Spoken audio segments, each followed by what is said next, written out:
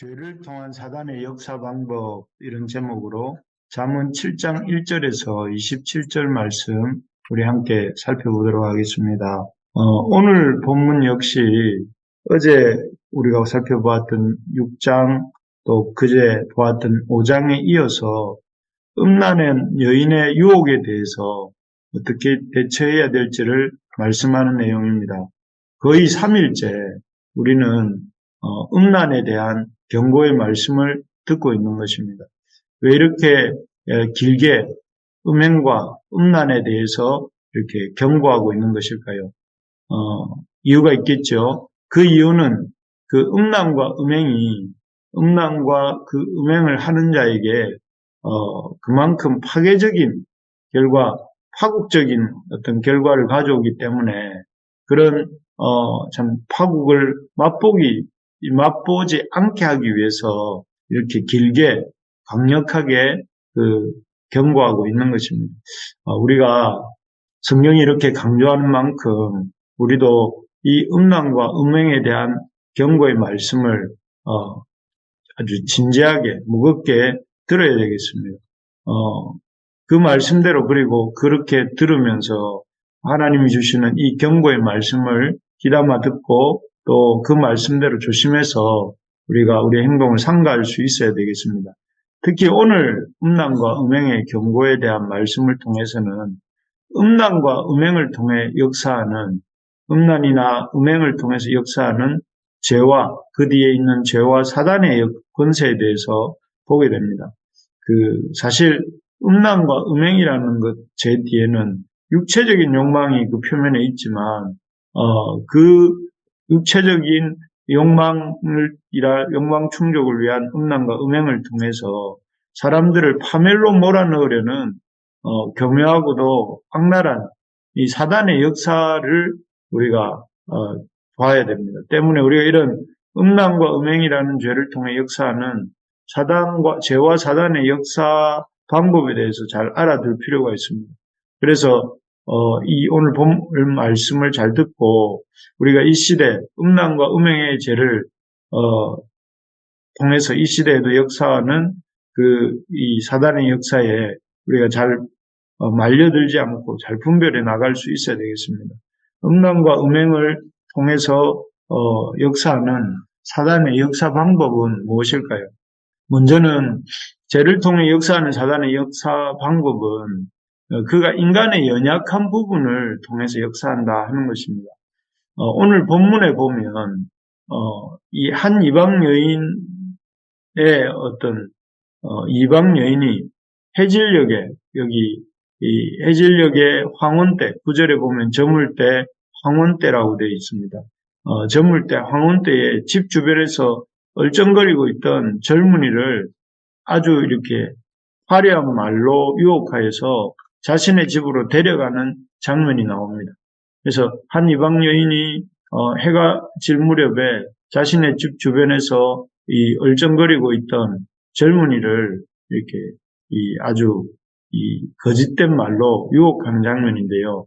이 청년은 이 음녀의 호리는 유혹하는 말과 또 손길을 뿌리치지 못하고 마치 도수장에 끌려간 소처럼 자신이 죽을 줄도 모르고 마치 그물에 들어가는 새처럼 자신이 죽을 줄도 모르고 음녀의 집으로 자기 발로 따라 들어가게 되지요. 그러면서 참 그러한 걸음이 결국은 생명을 잃어버리는, 여기 보면 23절에 보면 필경은 화살이 그 간을 뚫게 되고 그의 생명을 잃어버릴 줄을 알지 못한 것 같으니라. 화살이 간을 뚫게 되는 시작이고 또 새가 빨리 그물로 들어가 생명을 잃어버리게 되는 그런 행동이 음녀를 따라 그 음녀의 집에 들어간 행동이다. 그래서 실제로 그렇게 보면 26절에 많은 사람을 상하여 엎드러지게 하였다. 그에게 죽은 자가 허다하니라 이렇게 되었습니다. 그래서 어쨌든 그는 그 어리석은 청년은 이 이방 여인의 호리는 말에 속아서 죽음에 이르는 길을 이렇게 끌려가는 소처럼 들어가고 있는 것입니다.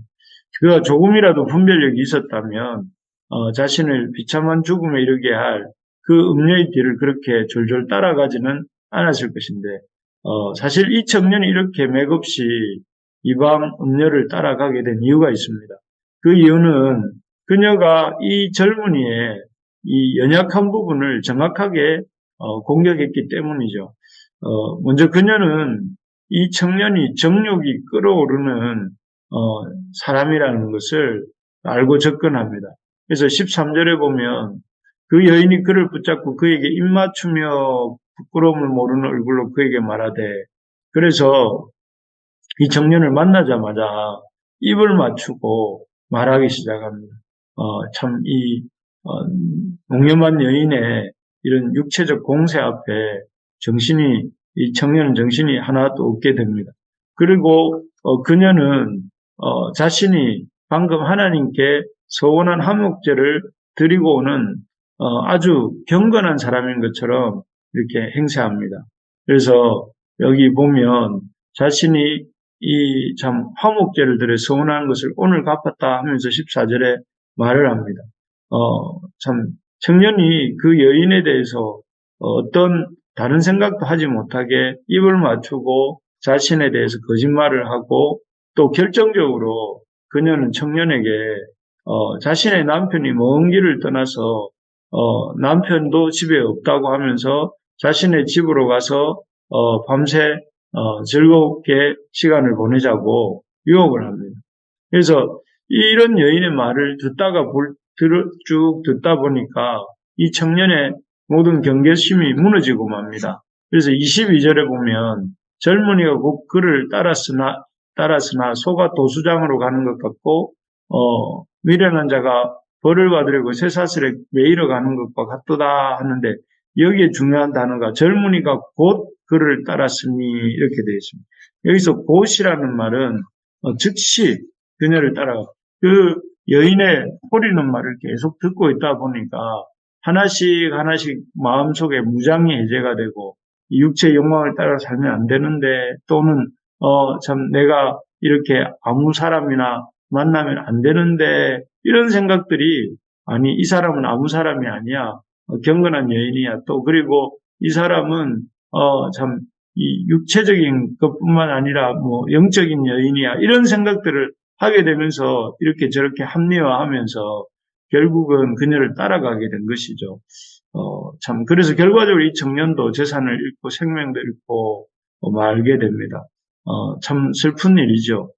사단은 우리 인간의 갖고 있는 연약한 부분이 무엇인지 정확하게 잘 압니다. 오랜 세월 동안 인간들을 공략한 결과죠. 그래서 오늘 본문에서 보는 것처럼, 그리고 그 연약한 부분에 대해서 집중적으로 공략합니다. 그래서 청년에게는 끌어오르는 이 젊음이 있고 정욕이 끌어오르는 청년에게는 이런 정욕적인 것으로 유혹합니다. 그리고 참 유다와 같이 물질에 대해 욕심이 많은 사람에게는 물질로 유혹하죠. 그리고 높은 지위를 갈망하는 사람에게는 높은 지위로 유혹을 합니다. 그래서 그 누구도 참 이런 이 사단의 유혹적 공세 앞에서 이렇게 피해갈 수 있는 사람은 없습니다. 때문에 우리가 정신을 바짝 차리고 우리가 약한 부분들이 무엇인지 잘 생각해보고, 나는 정욕이 약한지, 아니면 나는 물질에 약한지, 아니면 명예욕이 나는 강한지, 이런 것들을 잘 생각하고, 그런 부분들에 시험에 들지 않도록 그런 부분들을 이렇게 깨어서 분별하고 의지적으로 주님을 의지하면서 이렇게 그런 부분들에 넘어지지 않도록 애써야 한다는 것입니다. 그렇게 할 때에 요셉이 어떻겠습니까? 요셉은 보디발의 처가 유혹에 올 때 자신은 젊고 정욕이 약하다는 걸 알았기 때문에 어떻게 했습니까? 그 자리에 머물기를 거부하고 단호하게 뿌리치고 이렇게 그 자리를 벗어났지 않습니까? 바로 그런 것입니다. 사단은 우리의 연약한 부분을 잘 알고, 또 그 부분을 공략해서 우리를 넘어뜨리려 하고, 우리가 참 주님 앞에 살지 못하도록 합니다. 그 때문에 우리가 그러한 사단이 우리 연약한 부분을 공격한다는 사실을 알고 그 부분에 있어서 하나님을 더욱더 의지하고 또 그 부분을 가지고 참 하나님 앞에 겸손하게 도우심을 구하면서 사단을 대적해야 된다 하는 것입니다. 우리의 연약함이 무엇입니까? 우리 자신이 갖고 있는 약점이 무엇입니까? 그런 약점들에 대해서 우리가 잘, 이 분별하고 또 참 그런 부분에 있어서 넘어진다는 사실을 알고 하나님을 의지하는 저와 여러분들 될 수 있기를 원합니다. 두 번째로 보면, 죄를 통해 역사하는 사단의 방법은, 죄를 매혹적인 것으로, 포장한다 하는 것입니다. 우리 16절, 17절을, 같이 한번 읽어보겠습니다. 내 침상에는 여호와 애굽의 문이 있는 이불을 폈고 몰약과 침향과 계피를 뿌려놓으라 이렇게 되어 있습니다. 여기에 보면 음녀가 자신의 집에 있는 것들을 자랑하는데 침상이 있고 그 위에는 푹신한 여호와 애굽의 문이 있는 이불이 깔렸고 몰약과 침향과 계피를 뿌렸다 이렇게 말합니다. 당시로는 그야말로 눈이 휘둥그레질 만한 화려하고 또 이렇게 멋진 침실이 준비되어 있다 하는 것이죠. 그렇습니다. 요즘에 침대가 흔하지만 그 시대에 침대라는 것도 흔하지 않은 물건이고 또 푹신한 요와 또 애굽의 무늬 이불 또 이런 것들도 이렇게 일반적이지는 않은 것 같습니다. 그렇기 때문에 그런 말들을 들으면서 혹하게 되는 거죠. 한번 가볼까 이런 마음이 들게 되는 것이고 게다가 21절에 보면 이런 말들을 그냥 하는 것이 아니라 여러 가지 고운 말로 유혹하며 입술에 호리는 말로 깨물어 아주 이렇게 고운 목소리로 또 입술에 그런 참 꿰는 말을 가지고 했다는 것입니다. 그래서 결국 이런 사단의 여인을 통한 유혹 앞에서 젊은이가 아까 본 것처럼 무너지고 마는데요. 참으로 이렇게 믿는 자를 죄 짓도록 유혹하는 사단의 유혹은 결코 아주 거칠거나 서투르지 않습니다. 아주 세련되면서도 매혹적인 방법으로 우리를 유혹합니다. 그래서 에덴 동산에서 사단이 뱀을 통해 하와를 유혹할 때도 난폭하거나 거칠게 말하지 않죠. 선악을 알게 하는 나무의 열매를 먹게 되면 눈이 밝아지고 또 하나님과 같이 된다 하면서 아주 매혹적인 내가 저 말을 들으면 내가 참 저렇게 좋게 되겠구나 싶은 그런 말을 합니다. 그래서 꿀을 바른 것 같은 말을 하지요. 그러나 그래서 그 말을 듣고 아담과 하와가 선악을 알게 하는 나무를 보았을 때 선악과는 그야말로 보암직하고 먹음직하고 또 지혜롭게 할 만큼 탐스러웠다 이렇게 말하지 않습니까? 그래서 죄로 우리를 죄짓도록 유혹하는 사단의 역사는 아주 그럴듯하고 또 매혹적이다 하는 것을 우리가 알아야 됩니다. 그래서 우리가 그럴듯한 말과 화려함과 그런 것에 속지 않도록 분별력을 가져야 됩니다. 눈에 보이는 것들이 전부가 아니라는 사실을 알고 그 눈에 보이는 것들이야말로 이 꿀이 발린 독과 같은 것이다 하는 사실을 기억하면서 우리가 그런 눈에 보이는 대로 따라가는 것이 아니라 그런 것들을 오히려 잘 분별할 수 있는 우리가 될 수 있어야 되겠습니다. 그래서 그러기 위해서는 우리가 날마다 하나님의 말씀을 잘 분별하고 또 그런 말씀을 가지고 우리 자신이 잘 무장하고 있을 때 하나님을 의지하고 있을 때에 이런 사단의 유혹을 이길 수 있다 하는 것이죠. 오늘 말씀을 정리하겠습니다. 죄를 통한 사단의 역사 방법이 무엇입니까? 인간의 연약한 부분을 공격한다는 것, 그리고 인간의 연약한 부분을 아주 화려한 모습을 보여주면서 공략한다는 것이죠. 그래서 우리가 어떻게 해야 될까요? 그런 사단의 방법에 대해서 우리가 깨어서 잘 분별할 수 있도록 그리고 사단을 대적하고 하나님을 의지하고 하는 사단을 대적하는 그래서 날마다 하나님의 말씀으로 분별력을 갖는 우리가 될 수 있어야 되겠습니다.